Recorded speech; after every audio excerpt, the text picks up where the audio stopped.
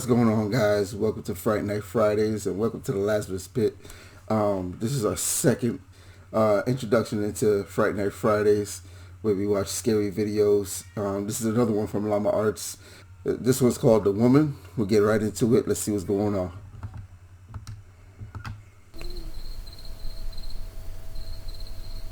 It was a late, moonless, snowy night.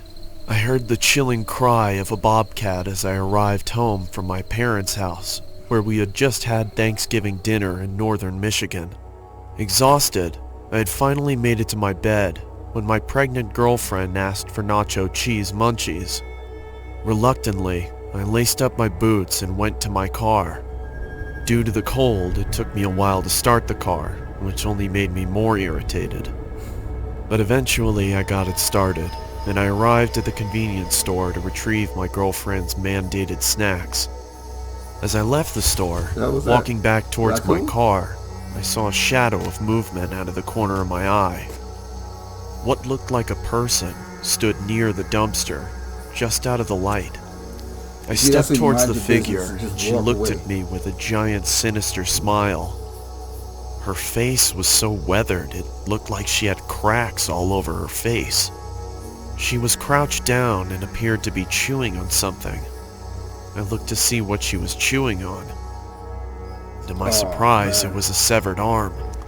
It looked old, as if it had been rotting for weeks. I saw her glance at something in her pocket. I could see the outline of what looked like a pocket knife. As soon as I looked back up, she quickly charged me. I pushed her away and then ran back to the convenience store. First of all, you don't approach anybody that's chewing on somebody's arm, and you just mind your business and walk away. If you do want to help, call the cops. Tell the employees at the shop. But I'm not going over there to help nobody, because that's how the zombie apocalypse starts. I burst through the door and frantically yelled towards the cashier to call the police as I turned to lock it. He asked me, "What's going on?" Probably thought you were I scowled at him and said, "Please, just call the cops."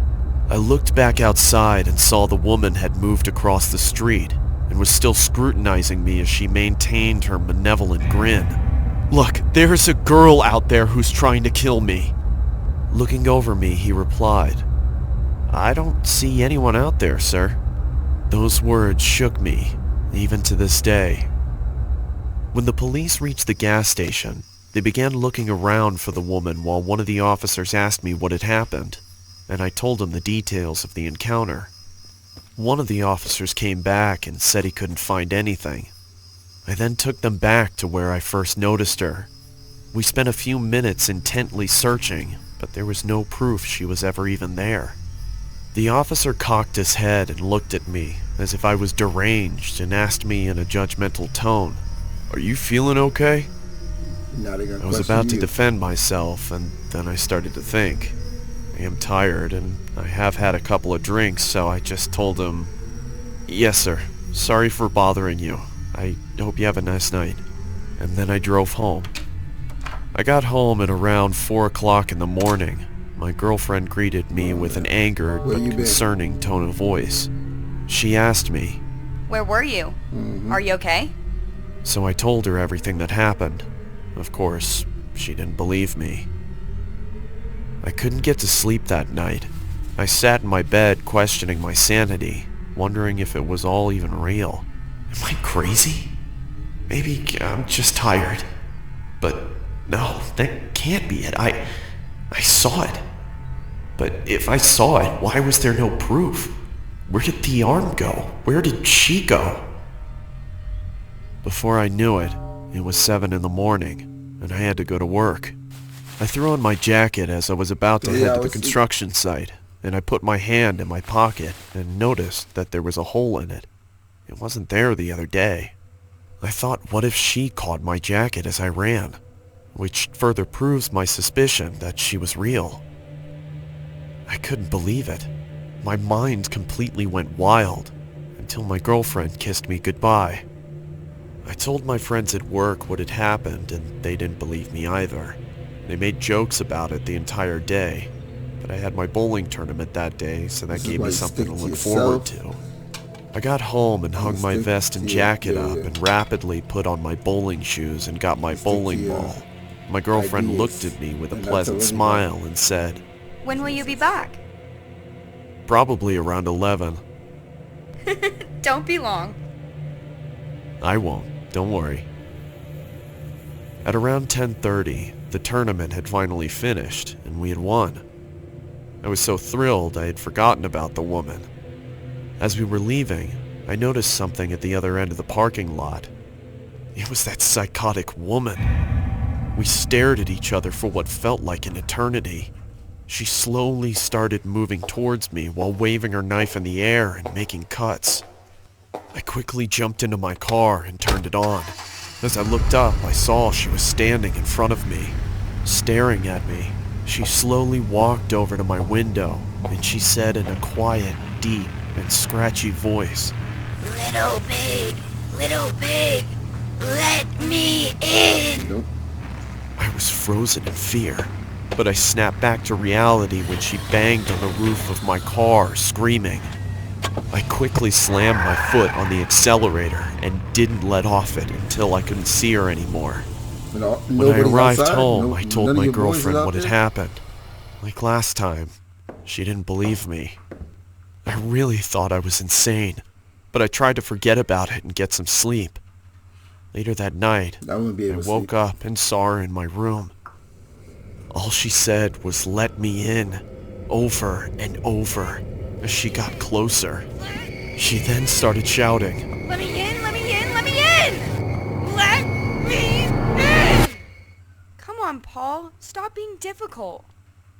Let me in! I was wondering how in the world my girlfriend hadn't heard this going on. The woman was right next to me and held up a knife to me. That's when I fainted. Ah, he passed. What? I woke startled in my room, dripping with sweat. Then I remembered I don't have a girlfriend, What? nor a house, or a family.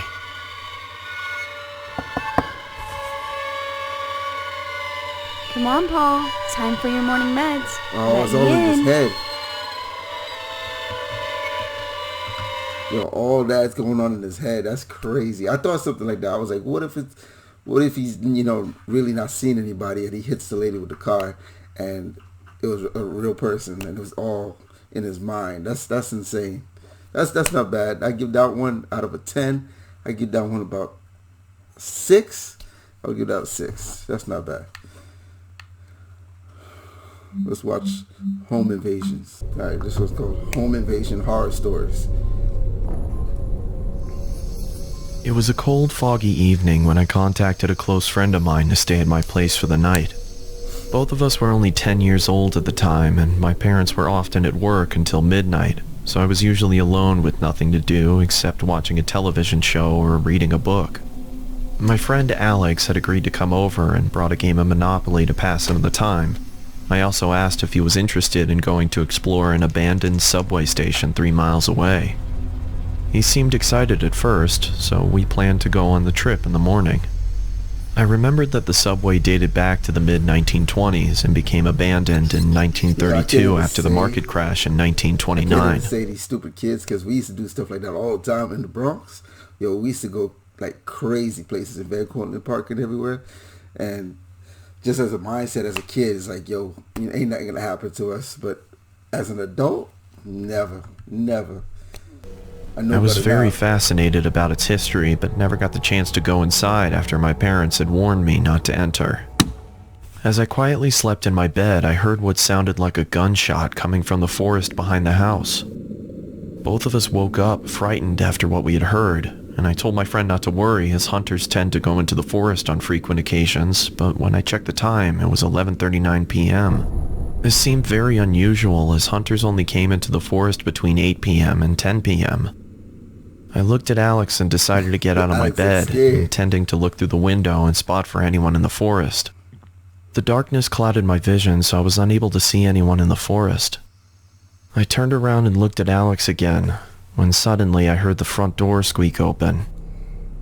Chills went down my spine. Where's your Both of parents? us quietly moved to the bathroom, locked the door, and kept the light off. It was the only safe place in the house. Both of us were terrified as we desperately tried to keep as calm as we could. Where's your parents at? We heard footsteps getting louder and louder until they stopped in front of the bathroom door. And then this is when the most terrifying sound forced my heart to almost burst. Both of us screamed as the person chopped the door to pieces. It was pitch black inside the room, making it hard to find the vent, and by the time I spotted the vent, the person behind the door had made a hole big enough for us to see him. The man adorned black leather and was wearing a plague doctor mask. I scurried back to the vent, but it was too high above the floor for us to reach it, so Alex told me to go first because he was the strongest. He lifted me up on his shoulders, allowing me to open the vent and crawl inside. Alex up. When I looked at the door again, the man had managed to fit his arm through the hole and reached for the lock. I quickly grabbed Alex's hand, but struggled to pull him up into the vent. Alex! I shouted, Damn. and began going after him. I pursued the figure until I was led to the abandoned subway deep within the forest. It was chilly and foggy, meaning that I could only see objects within a Where's your range of 5 parents or at? 6 yards. Inside the subway was a pool of freezing cold water. It was so dark that I couldn't see anything. I had to rely on listening to the screams from Alex and track the source. As I slowly walked through the subway, I was now struggling to breathe under the intense stress and fear of the situation. I called, but there was no response. I continued walking through the water until the exit was no longer visible. I was now experiencing a massive panic attack. I had lost track of Alex, and I had no idea where I was or how to get out. Where are you, Alex?